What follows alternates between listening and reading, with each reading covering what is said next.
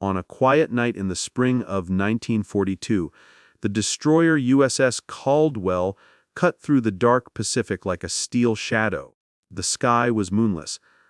The sea rolled in long, slow waves that sounded like breathing against the hull. Inside the narrow radio room, a young technician named Daniel Mercer sat alone at his station. He checked the dials, adjusted the gain, and listened to the steady pulse of static. The ship carried more than 200 sailors. Yet at that hour, in that small room lit only by a single lamp, Mercer felt as if he were the only person awake in the world.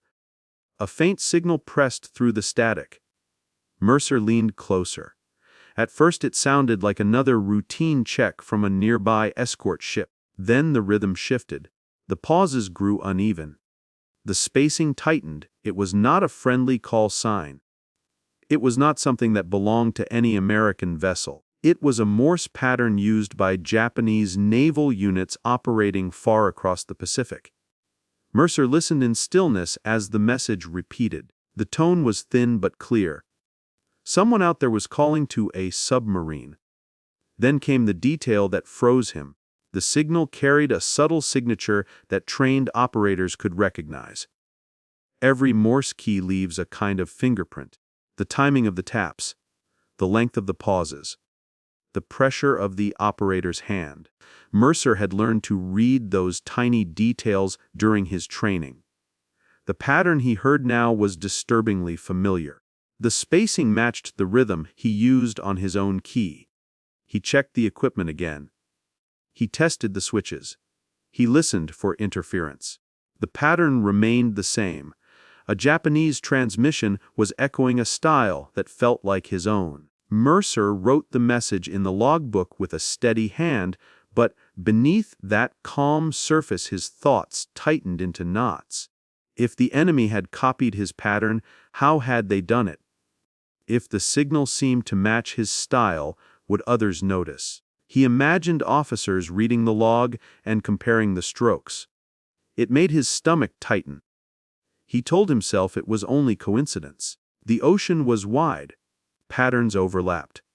But he knew the truth in his bones. Morse timing is as personal as a voice. As he prepared to call the watch officer, another sound broke through the receiver. A brief flash of static, followed by a second message. The rhythm matched the first one exactly. Mercer's pulse climbed. The transmission was too close. Too clear. Too familiar. Someone was sending signals meant for a Japanese submarine. And the hand behind those signals sounded just like his. Mercer stepped out of the radio room and onto the dim passageway. His boots made soft tap against the metal deck. Only the red night lights burned above him. The rest of the ship slept in narrow bunks, unaware that something unsettling had pressed through the static. Mercer walked toward the bridge with the logbook tucked under his arm. He rehearsed his report in his mind, steadying his breath. He had made strange discoveries before, but nothing with a pattern so close to his own. The officer on watch was Lieutenant Byron Hale, a calm man with sharp instincts. Hale listened carefully as Mercer described the unusual transmission. When Mercer mentioned the matching rhythm, Hale asked him to repeat it slowly. Mercer tapped the pattern on the table. Hale frowned. He said it did sound like Mercer's hand on the key. Mercer agreed. But he also said that no operator could mimic another person's timing so perfectly unless they had listened for weeks, maybe longer. Hale asked if there was any chance the signal had come from another American ship. Mercer said no. The tone, the spacing, and the call sign were all Japanese. Hale's expression tightened. He took the logbook, read the entry twice, then looked out toward the black ocean. The Pacific was wide enough to hide entire fleets, yet the clarity of the signal meant the source was close. Hale ordered Mercer back to the radio room. He said they needed another reading before making any assumptions. Mercer felt a chill slip down his spine. He returned quickly, sat at the receiver and adjusted the frequency. For several minutes the airwaves offered nothing but gentle static. Then, without warning, the same pattern cut through the quiet once more. This time the message was even sharper. The pauses were identical. The rhythm had no hesitation. It was the same hand, the same style, the same Morse fist that belonged to Daniel Mercer. Hale arrived beside him just as the last tap faded. He had heard enough to understand the danger. If anyone in the command chain believed Mercer had sent that message, the consequences would be immediate. Radio transmissions travel fast, but accusations travel faster. Hale instructed Mercer to disconnect his key and seal it in a pouch. He told him to stay inside the room and not speak to anyone else. Mercer obeyed. He felt his throat tighten as he placed his key inside the pouch. He had used it every day since he joined the Caldwell. It felt strange to see it locked away, as if a part of his voice had just been silenced. Hale stepped out and locked the door behind him. The radio room felt smaller with the door locked. Mercer stood beside the equipment, listening to the faint hum of the receiver. Without his key, he could not send anything. He could only wait. The ship moved through the night with a slow roll that made the lamp sway in gentle arcs. Mercer tried to steady his thoughts, but they kept circling back to the same fear. If the crew believed the transmissions came from him, he would be finished. A radio operator accused of helping the enemy had little room to defend himself. Outside, footsteps passed in the passageway. Voices murmured. Word was already spreading that something unusual had come through the receiver. Sailors always sensed when the air shifted on a ship. Secrets never lasted long at sea. Mercer sat on the small wooden chair and pressed his palms together. He had always taken pride in his work. He followed every rule, logged every signal, and never stepped outside the chain of command. Now he felt trapped inside a story he had not begun. An hour passed before the door opened again. Lieutenant Hale entered with another officer, a senior radioman named Patrick O'Connell. O'Connell was older, calm, and respected. He had spent years learning the unique timing patterns of operators. He understood them better than most. Hale handed him the logbook and described the two transmissions. O'Connell listened without expression, then asked Mercer to tap a few simple phrases on the table using his fingers. Mercer did so. O'Connell nodded, saying that the rhythm matched the pattern in the log. He said the enemy transmission had the same spacing and the same smooth rise and fall in timing. Mercer insisted that he had not sent the message. O'Connell looked at him with steady eyes. He said that if Mercer was telling the truth, then someone else on the ship was using a key adjusted to match Mercer's style. Hale asked how easy it would be to build such a device. O'Connell said that anyone with basic radio skill could modify a key plate if they studied Mercer's timing long enough. The question was who had the knowledge and the motive. Hale told Mercer that they needed to act carefully. If there was a saboteur on board, any sudden accusation might drive him to send more messages. The Caldwell was alone on the sea, surrounded by miles of darkness. The enemy submarine could be following their trail at that very moment. A single communication in the wrong hands could place every sailor on the ship at risk. Hale said they would begin a quiet search. Mercer was ordered to remain in the radio room until further notice. He felt a wave of helplessness. The key that had once been his tool of communication was now the center of suspicion. And somewhere on the ship, another hand was tapping out messages that could lead them all into danger. The next hours brought a heavy silence over the Caldwell. The crew sensed tension without knowing its shape. Whispered questions drifted through the passageways. Men glanced toward the radio room with uncertain eyes. Mercer remained inside, unable to explain, unable to defend himself, unable to do anything except wait for the next move from the officers. He felt the slow pressure of isolation closing in around him. Every minute felt longer than the last. Lieutenant Hale and Radioman O'Connell began their quiet search. They moved through the ship with careful steps, speaking to sailors in a calm and controlled manner. They checked storage lockers, benches, and equipment crates. They searched for modified keys, spare contact plates, or improvised devices. Most sailors answered with honest confusion. They had no idea why two officers were checking radio gear in the middle of the night. Hale avoided raising suspicion, but even his calm tone carried weight. The men understood that something involving communications had gone wrong. The Caldwell was too far from land for anyone to dismiss the concern. Sailors at sea rely on each other with every breath. When trust cracks, even slightly, it spreads like a slow leak through the hull. Meanwhile, Mercer listened through the receiver. Japanese signals continued to whisper across the air. Some were faint. Some were strong. None carried the personal rhythm that matched his own. He wrote the messages in the logbook with steady strokes. Yet each entry tightened the knot inside his chest. He wondered who on the Caldwell had studied him closely enough to copy his touch. He wondered if the person had watched him work for weeks, memorizing the pace of his hand. Near midnight, Hale returned with O'Connell and two security men.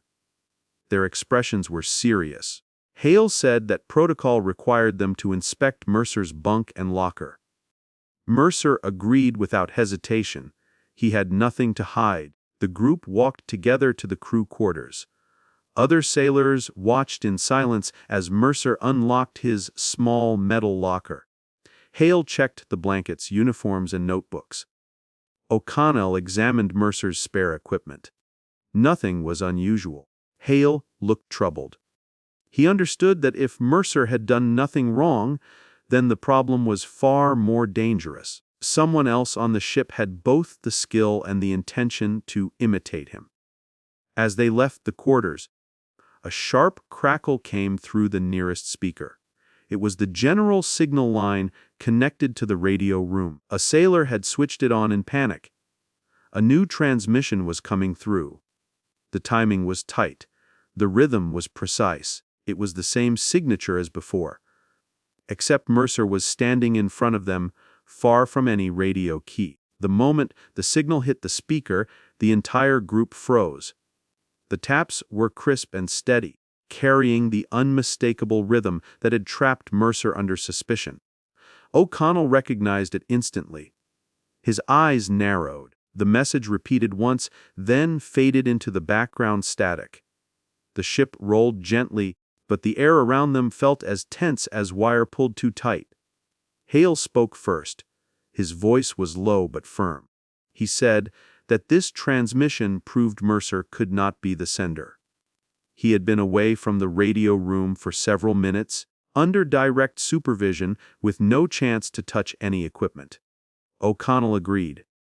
A different hand was behind the key, a hand that knew Mercer's timing well enough to copy it perfectly, a hand that understood that framing a radio operator would draw suspicion away from the real traitor. The security men exchanged uneasy glances.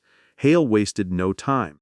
He ordered one guard to stay with Mercer and another to join O'Connell in checking every unsecured space near the radio room. The Caldwell was not a large ship, but it had many small compartments where a skilled technician could hide a modified transmitter. Any hidden device could be dangerous, especially if it was tuned to frequencies used by Japanese submarines. As Hale moved toward the radio room, Mercer felt a mix of relief and rising dread. He had been cleared of sending the message, but the presence of a saboteur on board made the situation far more serious. Somewhere on the ship, a person with knowledge of radio engineering was signaling an enemy submarine in the dark waters around them. Mercer pictured the submarine gliding silently beneath the waves, receiving every detail of the Caldwell's movements. Hale reached the radio room and found that the main receiver was active. but the key was still sealed in the pouch exactly where he had left it. There were no signs of tampering. O'Connell searched beneath the tables, behind panels, and inside access hatches. The space was clean. They checked the adjoining compartments. Still nothing. Just as they were about to leave, O'Connell noticed a faint smell. It was a thin trace of warm metal, the kind left by a recently used transmitter coil. He followed the scent toward a small service duct. It was narrow and barely large enough for a person to crawl through, but the cover was slightly loose. Hale shone a light inside. A faint cable ran along the inner wall of the duct. It was not part of the ship's standard wiring. O'Connell traced the cable with his hand. It led deeper into the duct, disappearing into the shadows. Someone had installed a private line. Someone had built a hidden transmitter. Hale closed the duct cover slowly. He turned to the security men and said the words that sent a chill through the room. The saboteur was still on board, and he had been working only a few feet from the real radio station. Hale ordered the area sealed. No one was allowed near the radio room except the officers already present. The ship continued moving through the night, but inside the narrow passageway the air felt still. O'Connell knelt by the service duct and examined the cable again. He said that a small transmitter could sit deep inside the duct where it would stay hidden from casual inspection. Such a device would not need much power. Even a small coil could reach a submarine if the sea conditions were right. The thought made the room feel colder. Hale told the security men to search the duct from both ends. They moved quickly, opening access panels along the corridor. The metal rang softly as each panel came loose. Mercer watched with a mix of fear and fascination. He could not understand how someone had worked so close to him without being noticed. He tried to remember if he had ever seen anything unusual. A loose bolt. A misplaced tool. A face lingering too long in the doorway. Nothing came to mind. The search continued. The men crawled inside the duct with flashlights, following the thin cable as it curved through the narrow metal passages. The air inside was warm and stale. Dust clung to their uniforms. After several minutes, one of the men called out that he had found something. Hale and O'Connell moved toward the sound. Inside a small chamber, barely larger than a storage bin, sat a compact transmitter built from scavenged parts. It was wired to a narrow antenna that extended through a gap in the hull plating. The device was crude but effective. Someone had taken time to construct it with care. O'Connell examined the key attached to the transmitter. Its contact plate had been filed and adjusted to mimic Mercer's timing. Every detail had been shaped to match his rhythm. Mercer felt a wave of disbelief. The saboteur had studied him closely. This was not the work of a careless hand. It was deliberate and patient. Hale asked the nearest guard to cut the cable. The transmitter went silent. The guard removed the key and placed it in a pouch. O'Connell said the device had been used recently. The coil was still warm. The saboteur was no more than a few minutes away. Suddenly a shout came from further down the corridor. One of the sailors had spotted a figure slipping through a hatch and heading toward the engine spaces. Hale ordered everyone to move. The chase began at once. Boots pounded against the metal deck. Voices echoed through the narrow halls. Mercer followed behind them, his heart racing. The saboteur was trying to disappear into the deepest part of the ship. The engine room was loud and filled with shadows. Steam hissed from pipes. The heavy machinery drowned out softer sounds. Hale signaled for the men to spread out. They moved between the engines, checking every corner. The heat was intense. Sweat formed on their foreheads. The search moved slowly, driven by a mix of fear and determination. At last O'Connell pointed toward a ladder leading to the upper catwalk. A faint movement had caught his eye. Hale climbed the ladder with quick and steady steps. When he reached the top, he saw a man crouched near a ventilation grate. The man turned his head. His eyes showed panic. Hale recognized him. He was a technician from another shift. A quiet man who rarely spoke. A man who had access to tools and spare parts. The saboteur rose to his feet. For a moment he looked as if he might run. Then he stopped. There was nowhere left to go. The technician stood frozen on the catwalk, breath shallow, hands shaking. Hale approached him slowly, giving him no chance to bolt. The noise of the engine room roared around them, but the tension between the two men felt louder than the machinery. The saboteur backed against the railing. He looked down toward the floor several feet below, then looked back at Hale. He knew he had run out of places to hide. Hale told him to step away from the edge. The technician hesitated, then lowered his eyes and did as instructed. Security men climbed the ladder and moved in from both sides. There was no struggle. The man dropped to his knees and placed his hands on his head. His voice trembled as he said that he never meant to harm the ship. He said he had been sending short signals only. He said he believed the submarine would spare them if he cooperated. His fear had grown into something he could no longer control. O'Connell arrived moments later with Mercer close behind. Mercer stared at the man who had copied his timing, who had used his rhythm to send messages meant for the enemy. The saboteur avoided his eyes. He whispered that he chose Mercer's style because it was easy to imitate. He said that he studied him for weeks. He said it was never personal. It was only survival. The security team escorted the technician away in silence. The hidden transmitter was dismantled and stored for evidence. Hale ordered every compartment checked again to ensure nothing else remained. By dawn, the Caldwell's decks were quiet once more. The ship moved through a calm sea, unaware that danger had come so close to its heart. Mercer returned to the radio room as the first light filled the horizon. He sat at his station, the familiar hum of the receiver steady in his ears. Hale handed him back his sealed pouch. Mercer unwrapped his Morse key and placed it gently on the table. It felt like reclaiming a part of himself that had been taken. He tapped a short test message. The timing was steady. The rhythm was clean. For the first time since the night began, the pattern belonged only to him. If you want more stories like this, make sure you subscribe so you never miss the next one.